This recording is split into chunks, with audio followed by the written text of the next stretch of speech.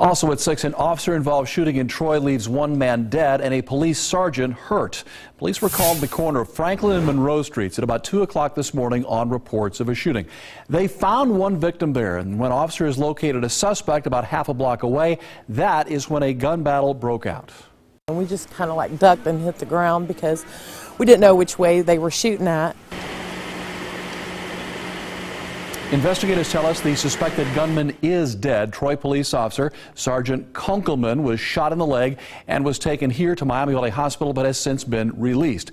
2 other Troy officers and a Miami County deputy involved in that shooting were not hurt. As for the victim of the original shooting, 24-year-old Samuel Butler of Troy, he was taken to Upper Valley Medical Center. Witnesses say they heard dozens of gunshots. It's a lot of chaos.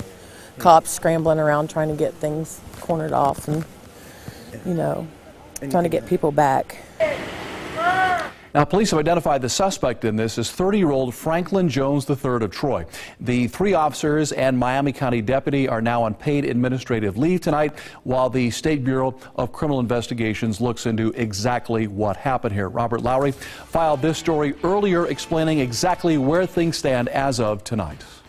My reaction at first was shock, obviously. A community still shaken from a police shootout early Sunday morning. Their thoughts now turn to those sworn to protect and serve after an officer is shot. We see him at the post office, at the bakery, at the restaurants. We see him at the Y when I work out.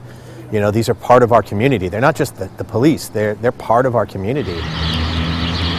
Daylight offers a new perspective to what happened during the night.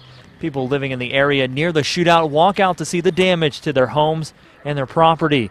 Officers are still gathering a clear picture of everything that happened in a shootout that injured one of their own and killed the suspected gunman. When the officers arrived on scene, the suspect had fled the area.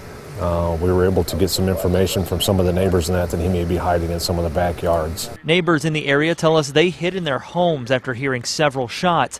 Franklin and Monroe Streets are quieter, now filled with investigators putting together the pieces. There's a lot of evidence to collect, pictures to take, and doing their due diligence on collecting everything correctly. So it was a troubling morning for those living in the area. Hours later, this community extends gratitude for the work meant to keep them safe. I would just want to say thank you from the citizens of Troy, Ohio. Thank you for serving us. Thank you for your service. We're praying for you, and we're praying for a quick recovery and hope to see you back on the streets.